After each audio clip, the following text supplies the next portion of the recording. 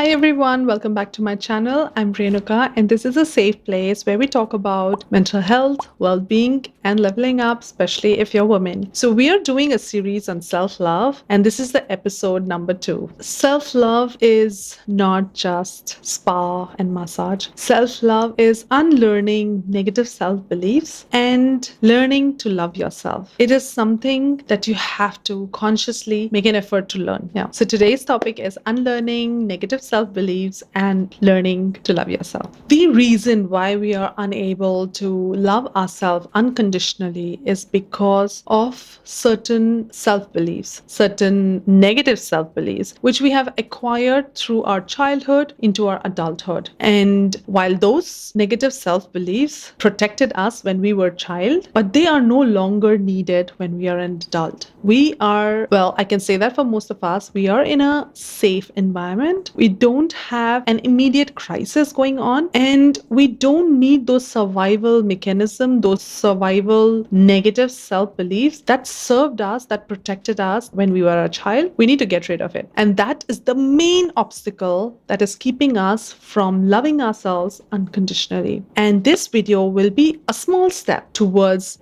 creating a deeper bond with yourself. Number one, which is the most difficult step, is acknowledging and identifying those negative self-beliefs. This is so important. This is important because we, on a day-to-day basis, we are not able to identify negative self-beliefs. We think of it as, this is who am I? This is my personality. This is what makes me me. So we think of it as us. Like, for example, for longest time, I associated myself and told myself that I'm a perfectionist, which means that I want everything done perfectly, which also meant that most often, because of achieving that perfection, I'm unable to finish tasks on time and I would procrastinate a lot of things. And this is a negative self-belief. Now, to identify negative self-beliefs is the first step. So it's something like you need to know what's wrong before you can find out something that you can replace it with, or how to figure out how to get rid of it. So acknowledging and identifying those negative self-beliefs is the first step. The easiest way to identify negative self-beliefs is when you start journaling. Journaling is so important, and I keep repeating it in many of my videos because it is the single most relevant tool which can help you reflect on what you're feeling. It can help you reflect and clarify your thoughts. It's something like when you're talking to a person, when you're talking to a friend, and you realize something about yourself. It's something like that. So you're bouncing off ideas to your journal, and then when you read it, you realize, oh, I feel like that. Or something like when you write, I'm not good enough. I'm always messing up things. Now, these kind of statements are a negative self-belief. We are going to replace these statements,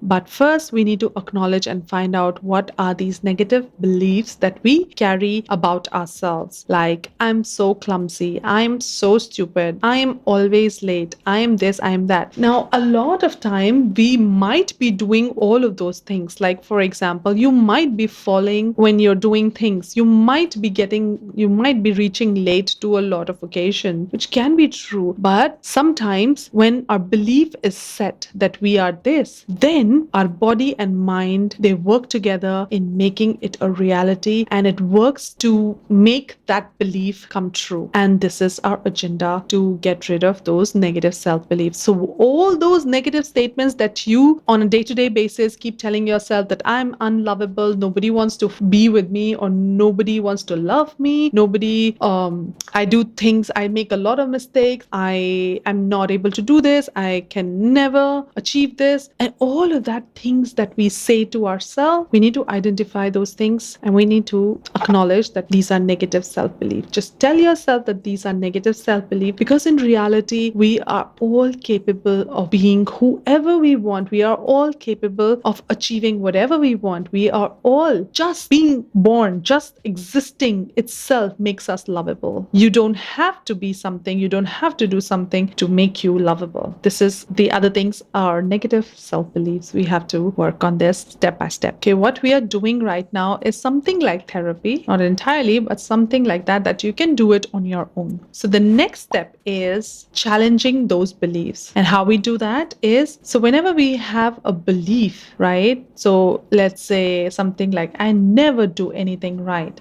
Our brain and our mind is something like an algorithm. So, like when you're on Instagram, you are scrolling and you like, let's say, cute babies' pictures. The damn app will keep showing you cute baby pictures. It will just keep showing you more of it. The mind works in the similar way. When you say, I never do anything right, it will keep giving you instances to make your belief a truth, a fact in your brain that it's true, that you never can get anything right. And that's when we are going to challenge those beliefs. Is it true? Is it really true? And you are going to stand by yourself and answer and challenge those negative belief systems. And you're going to identify all those instances where those beliefs were not correct. You have to identify all those things which you did correctly, which you didn't mess up, which all those instances where you were on time. So, like that, you have to challenge step by step all of those negative self beliefs. So, when we do that, when we challenge our negative self belief, we see those beliefs as what they are. So, they are not an absolute truth, they are just a perception of ourselves, how we look at ourselves. It is just our own perception. This whole world is literally working on perception, how people perceive each other. And we hold the key of changing their perception anytime, whenever we want.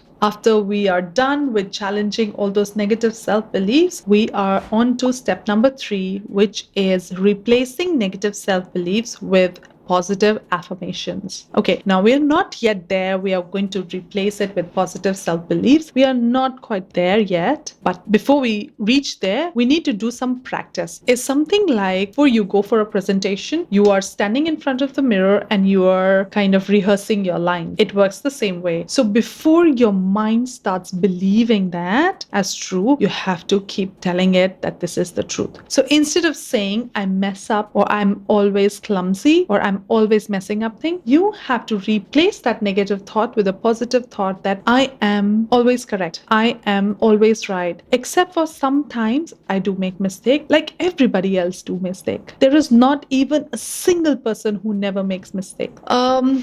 For my own example, I used to be very triggered by thinking that somebody would call me a liar, because maybe somewhere in my own self, I used to believe that I sometimes lie and lying is a bad thing to do. And so I considered myself as a bad person because sometimes I lie. And then I realized that there is not a single person who doesn't lie. We are not perfect. And achieving or striving for perfection is going to cause us a lot of disappointment. And we are setting ourselves for failure if we are going to think of ourselves as perfect. Yeah. So affirmation, positive affirmation, we are going to replace those negative self-beliefs with affirmations. That means we are going to use those phrases and we are going to keep telling them to ourselves consistently. Affirmation can be simple as I deserve happiness. I am worthy. I am unconditionally loved. These are the affirmations that you can constantly keep repeating. It's something like you're overwriting that tape that had been going on in your mind about all those negative statements that you say to yourself, and overwriting those tapes with positive sentences, positive things about yourself. And can you tell me any other thing that can be more self-love than saying good things for yourself? It is gold. It is the best thing that you can do for yourself. Saying good things about yourself and replacing all of those negative statements by positive statements. Number 4, practicing compassion. Removing negative self-beliefs or unlearning negative self-belief is difficult, and it cannot be achieved if you cannot show yourself compassion. Self-compassion and unlearning negative self-belief can only be done together. They cannot be done in isolation. So all the things that you keep telling yourself, I'm this, I'm that, you have to change the tone, how you interact with yourself. You have to change the words that you use for yourself. So for example, when you say that I'm always making mistakes, you have to change that statement and tell yourself, I made a mistake, but it's okay. Everyone makes mistakes and I'm learning from this. And it's important that we learn something from it, because ultimately all of these things that we are doing and learning, it's all an experience. We are experiencing life and there is no right and wrong in it. There is just experiences. And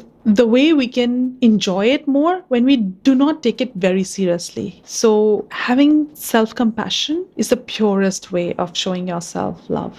And with that, we come to an end. I hope you enjoy this video, and if you did, like and share this video with your loved ones, and do not forget to subscribe to my channel. I will see you next time in my next video.